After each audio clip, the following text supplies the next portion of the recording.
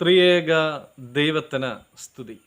എല്ലാവർക്കും ഹെർമിറ്റ്സ് ടോക്സിൻ്റെ 598 ഭാഗത്തിലേക്ക് സ്വാഗതം. ഇന്നത്തെ പ്രഭാത ചിന്തയ്ക്കായി തിരഞ്ഞെടുത്തിരിക്കുന്നതായ വേദഭാഗം സദൃശ്യവാക്യങ്ങൾ 17 അധ്യായം 5 തിരുവചനമാണ്. ദരിദ്രനെ പരിഹസിക്കുന്നവൻ തൻ്റെ സ്രഷ്ടാവിനെ നിന്ദിക്കുന്നു. ആപത്തിൽ സന്തോഷിക്കുന്നവന് ശിക്ഷ വരാതിരിക്കുകയില്ല. കുറച്ച് പെൺകുട്ടികൾ വീടുകൾ കയറി ഇറങ്ങുകയാണ്. എന്തിനാണെന്നോ? കൊൽക്കത്തയിൽ ദാരിദ്ര്യം അനുഭവിക്കുന്ന കുട്ടികളുടെ വിശപ്പടക്കുവാൻ വേണ്ടി. ഒരു വീടിൻ്റെ വാതിൽ തുറന്നയാളോട് ഇവർ കാര്യം അവതരിപ്പിച്ചപ്പോൾ ആ മനുഷ്യൻ പറഞ്ഞത്, കൊൽക്കത്തയിലുള്ളവർ പട്ടിണി കിടക്കുന്നതിന് ഞാൻ എന്ത് ചെയ്യാനാണ്?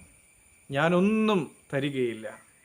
അവർക്ക് വിശപ്പടക്കണമെങ്കിൽ അവർ പണിയെടുക്കണം എന്നെപ്പോലെ. പ്രിയമുള്ളവരെ, അവരുടെ മുമ്പിൽ ആ വാതിൽ കൊട്ടിയടയ്ക്കപ്പെട്ടു. നാം നമ്മളെ സ്നേഹിക്കുന്നത് പോലെ തന്നെ നമ്മുടെ അയൽക്കാരെയും സ്നേഹിക്കണമെന്നാണ് കർത്താവ് നമ്മളെ പഠിപ്പിച്ചിട്ടുള്ളത്. നാം നമ്മളെ തന്നെ വിളിക്കുന്നത് ദൈവമക്കൾ എന്നാണ്. ദൈവമക്കൾ മറ്റുള്ളവരെ കരുതുന്നു. ആവശ്യത്തിലിരിക്കുന്ന ഒരാളെ തിരിഞ്ഞു നോക്കാത്ത ആളുകളെയൊക്കെ എങ്ങനെയാണ് ദൈവമക്കൾ എന്ന് വിളിക്കുവാനായിട്ട് സാധിക്കുന്നത്?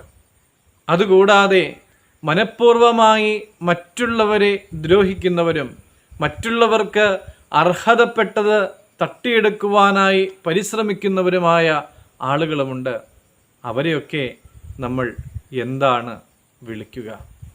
കർത്താവിൽ സ്നേഹമുള്ളവരെ, ഒരു ക്രിസ്തു ശിഷ്യൻ്റെ ഉത്തരവാദിത്വം മറന്നുകൊണ്ട് ദരിദ്രരെ പരിഹസിക്കുവാനോ ആവശ്യക്കാരൻ്റെ മുമ്പിൽ മുഖം തിരിക്കുവാനോ തകർച്ച അനുഭവിക്കുന്ന ഒരാളുടെ തകർച്ചയിൽ സന്തോഷിക്കുവാനോ ഇടയാകാതെ ഇരിക്കുവാനായിട്ട് നമുക്കെല്ലാവർക്കും പരിശ്രമിക്കാം. The choice is always ours. കാരുണ്യവാനായ ദൈവമേ, ദരിദ്രരെ സഹായിക്കുവാനും ആകുന്നതുപോലെ ആവശ്യത്തിലിരിക്കുന്നവരെ കരുതുവാനുമൊക്കെ ഞങ്ങൾക്ക് ഭാഗ്യം തരണമേ. ലഭിച്ചിട്ടുള്ളതായ നന്മകളിൽ നിന്ന് പങ്കുവെച്ച് കൊടുക്കുവാനുള്ളതായ മനസ്സും ആവശ്യമായ കൃപകളും നൽകി ഞങ്ങളെ അനുഗ്രഹിക്കണമേ. ദൈവം അനുഗ്രഹിക്കട്ടെ.